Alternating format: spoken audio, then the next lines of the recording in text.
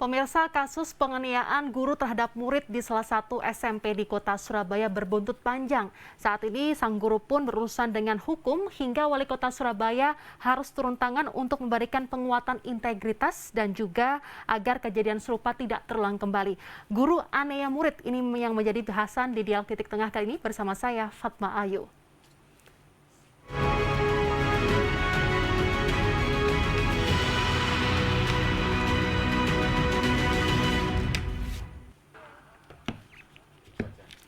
Keluarga murid korban kekerasan guru telah melaporkan seorang guru di Sekolah Menengah Pertama Negeri SMPN 49 Surabaya ke pihak kepolisian.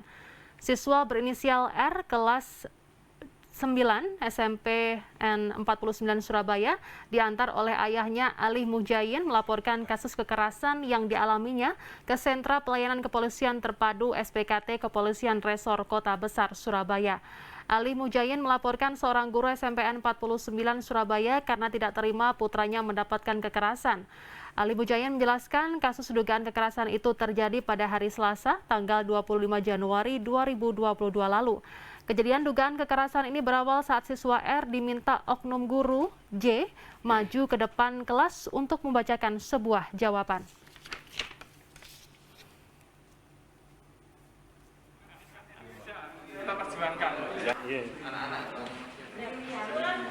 Pemirsa, Anda menyaksikan Dialog Titik Tengah. Kali ini membahas terkait dengan guru aniaya murid dan Anda juga bisa berdiskusi dengan kami dan juga berdialog dengan kami di 0315613369. Dan sudah hadir di Metro TV Jawa Timur ada Pak Isa Ansyori selaku Dewan Pendidikan Jawa Timur. Selamat siang Pak Isa. Selamat siang Mbak. Salam sehat Pak Isa. Amin, amin.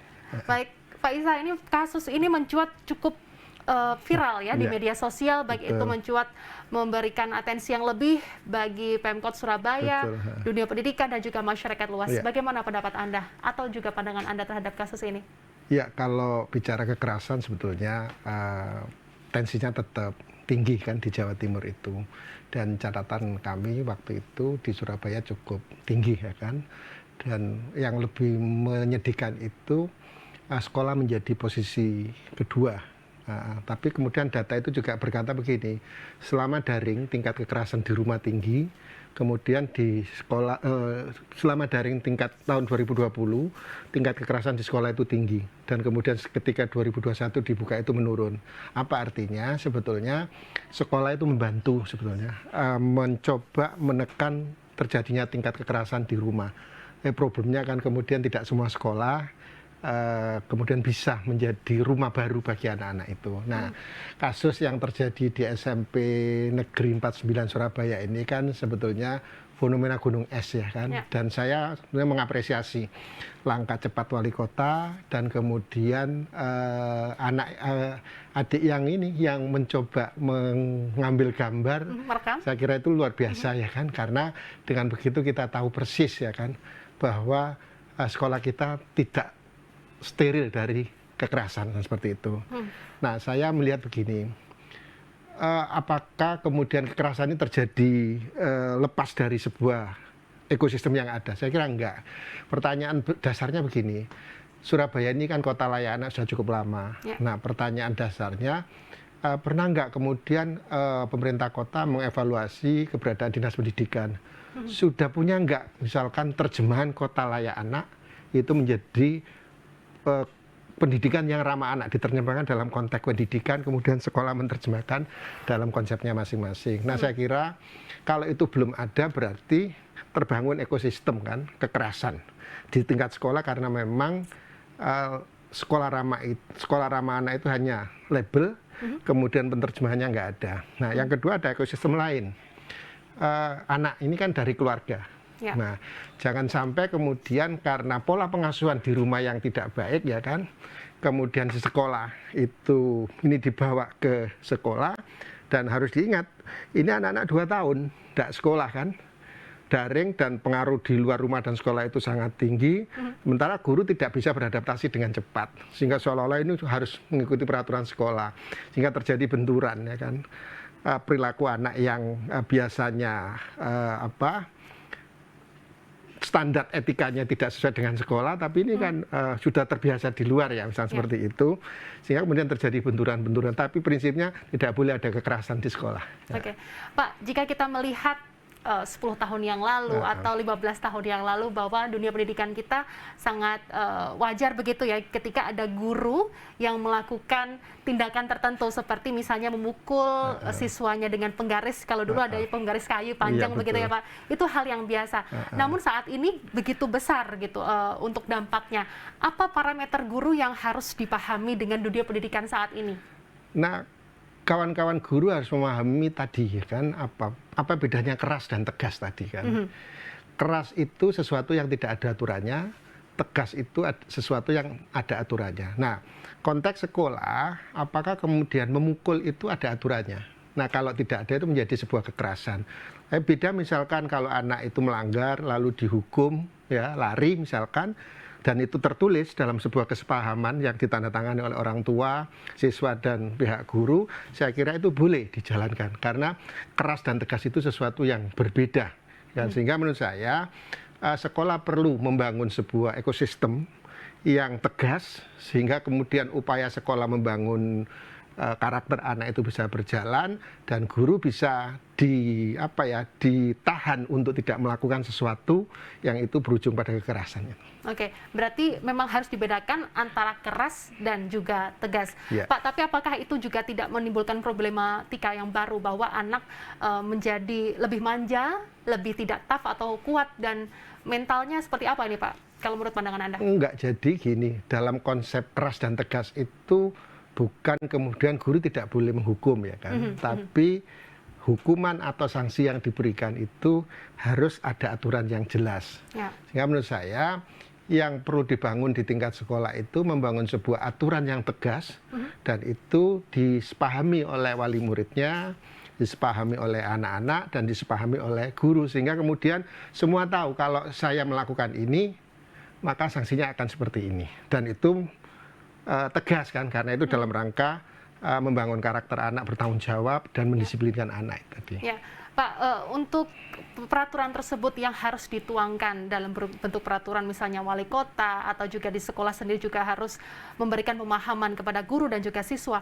Apa yang harus dilakukan dan yang dituangkan seperti apa? Ini nanti akan dibahas di segmen berikutnya. Pemirsa jangan kemana-mana, kami akan segera kembali. Usai jeda.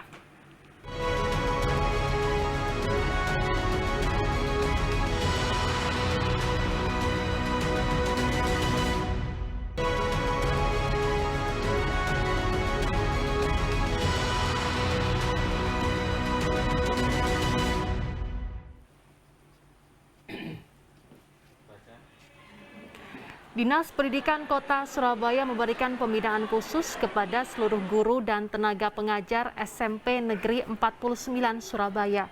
Siswa korban penganiayaan oknum guru juga sudah masuk sekolah dan diberi pendampingan psikologis khusus untuk menghilangkan rasa trauma.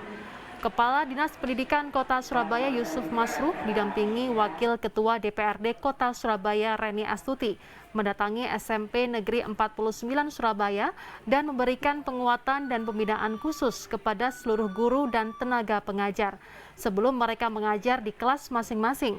Dalam kesempatan ini, Kepala Dinas Pendidikan Kota Surabaya Yusuf Masruh memastikan bahwa para seluruh guru dan tenaga pengajar memiliki integritas dalam mengajar.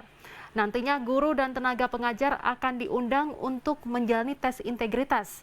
Setiap guru juga diminta untuk bisa meningkatkan akhlak setiap anak didiknya dan harus menjaga anak-anak didiknya dari hal-hal yang buruk seperti narkoba dan pergaulan bebas.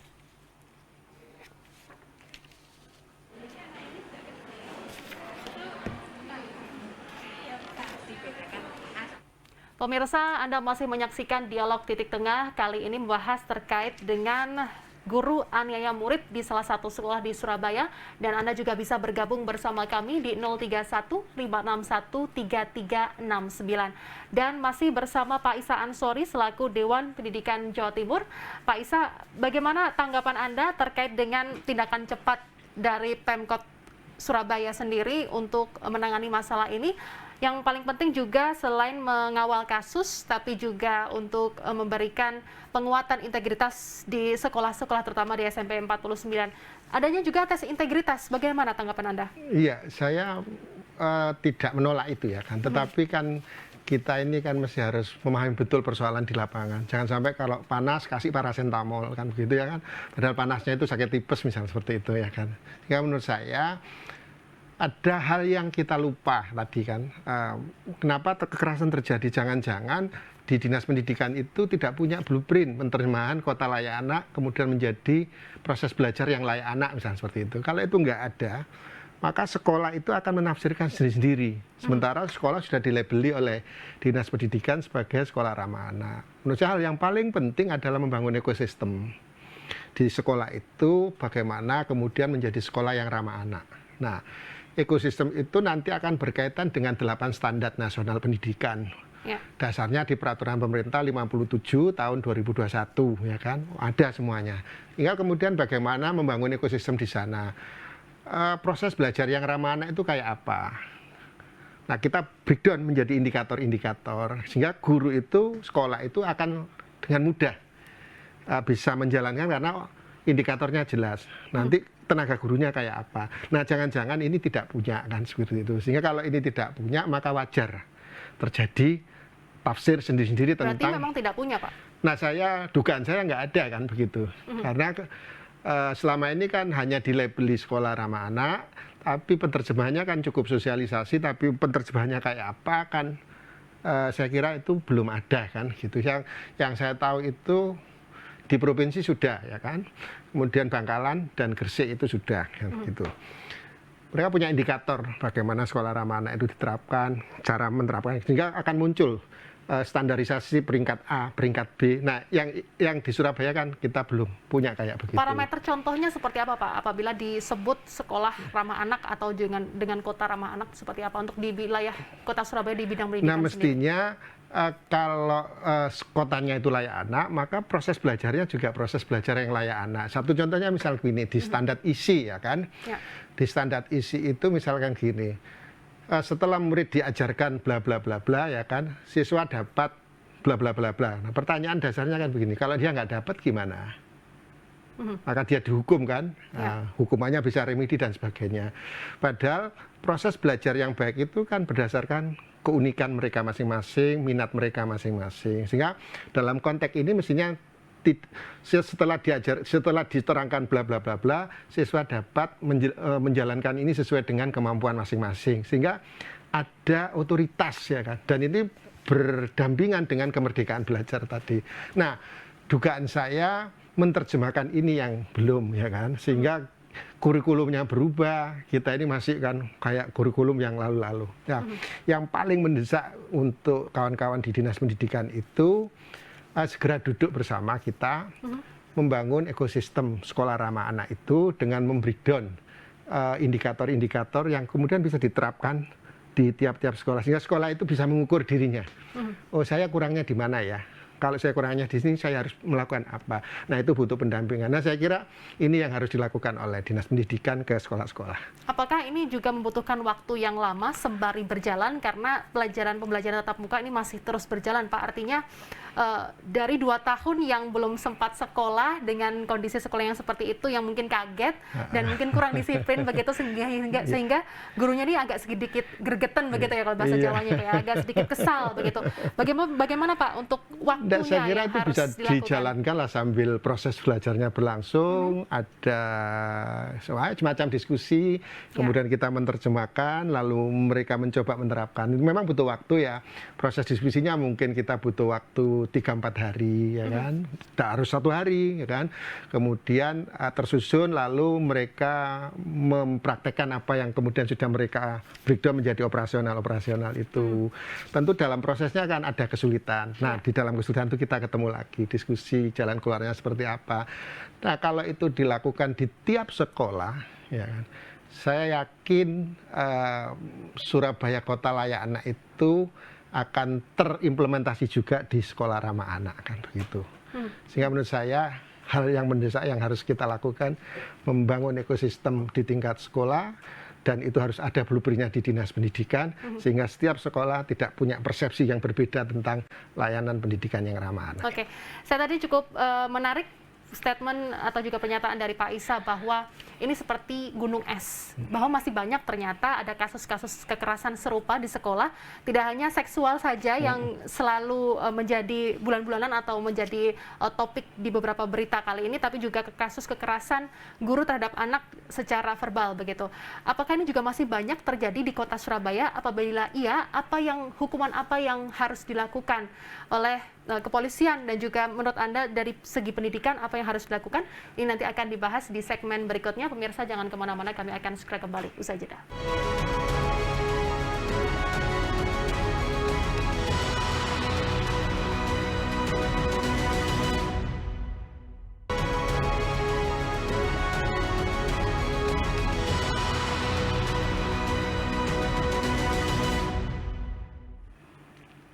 Masih terkait dengan topik guru aniaya murid. Pak, ini apakah seperti gunung es yang masih banyak terjadi di sekolah-sekolah di Kota Surabaya? Ya, saya kira kekerasan itu kan dimanapun ada kan, tinggal seperti apa kualitas atau kuantitas expose-nya gitu kan.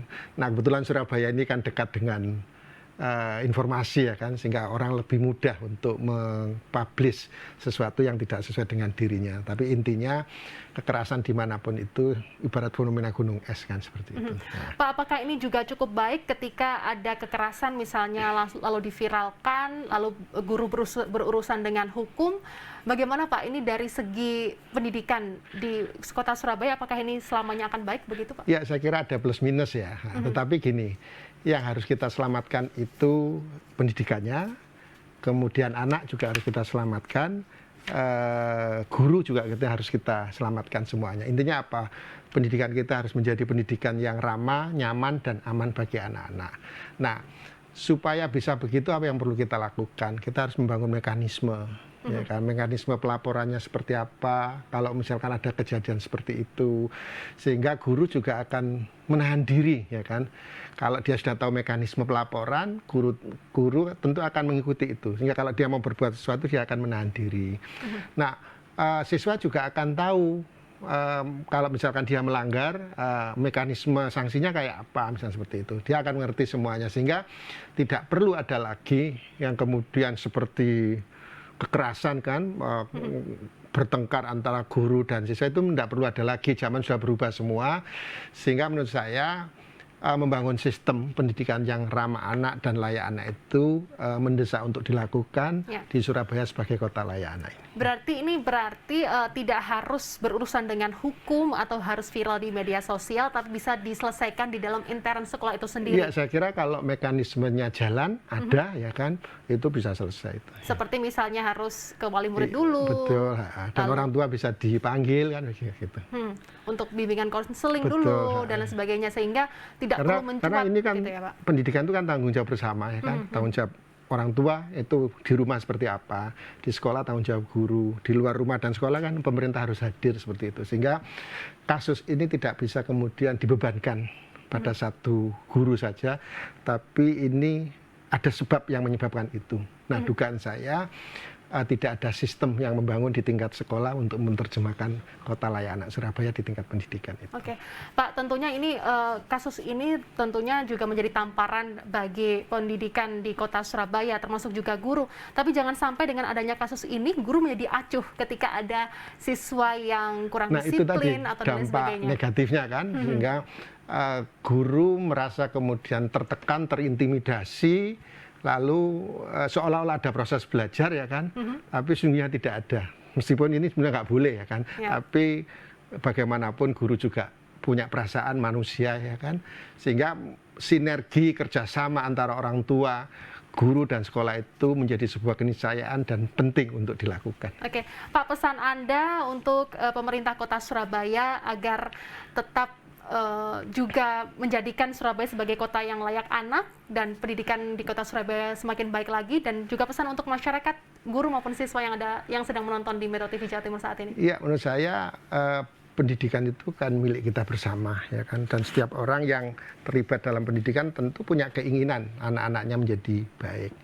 Nah, supaya bisa jadi baik, maka semua pihak mesti harus terlibat dalam proses menjadikan baik itu. Jangan sampai begini, di sekolah dilakukan hal yang baik, di rumah tidak dilakukan. Begitu juga sebaliknya. Oh, di sekolah baik, di rumah baik, ternyata antara rumah dan sekolah dibiarkan, misalkan seperti itu. Sehingga menurut saya, supaya pendidikan kita jadi baik, anak-anak kita jadi baik, variabel-variabel yang mengganggu kebaikan itu mesti harus kita tekan supaya jadi baik. Sehingga pemerintah perlu hadir, orang tua perlu hadir, lembaga sekolah juga perlu hadir untuk kebaikan anak-anak itu. Semoga kasus serupa tidak terjadi lagi di kota Surabaya. Pendidikan di kota Surabaya semakin baik dan guru maupun siswa juga semakin baik juga. Baik, terima kasih. Baik, terima kasih Pak Isa Ansori selaku Dewan Pendidikan Jawa Timur membahas terkait dengan guru aniaya murid di Dialog Titik Tengah kali ini. Pemirsa, saya Fatma Ayu pamit undur diri. Terima kasih atas kebersamaan Anda. Sampai jumpa. Sehat selalu.